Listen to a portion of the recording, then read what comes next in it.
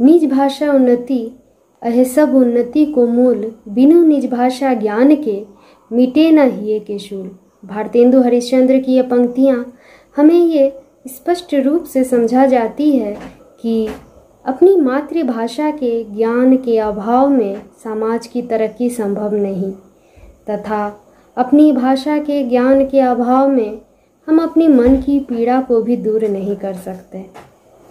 साधारण सी बात यह है कि भाषा एक जीवित परंपरा है और भाषा का विकास ही मनुष्य के विकास को संभव बना सकता है।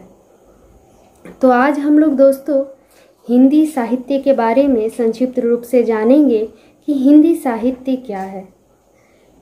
सहिते साहित्य अर्थात जो साहित्य सबके हित में लिखा गया है वही साहित्य है, वही हमारा वाङ्मय है। हमारा हिंदी का वाङ्मय भी अपनी एक अलग पहचान रखता है।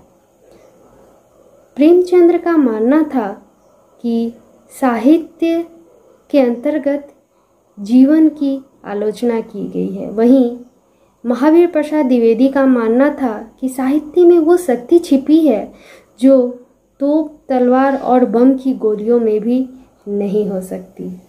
वहीं हजारी प्रसाद द्विवेदी जी का मानना था ज्ञान के संचित कोश को ही साहित्य कहते हैं।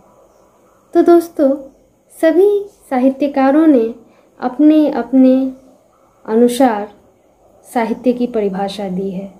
तो साधारण सी बात है कि साहित्य में सबका हित निहित है, अर्थात शुरू में ही मैंने जो बात कही, जो साहित्य सबके हित में लिखा गया है वही हमारा वाङ्मय है, वही हमारा साहित्य है। हिंदी 3000 भाषाओं में से एक है। संविधान में इसे राष्ट्रभाषा और राजभाषा दोनों रूपों में स्वीकृति प्रदान की गई है। हिंदी के विभिन्न बोलियां, विभिन्न भाषाएं हैं। तो हिंदी के विषय में अतिरिक्त जानकारी हासिल करेंगे हम लोग अपने अगले वीडियो में। धन्यवाद।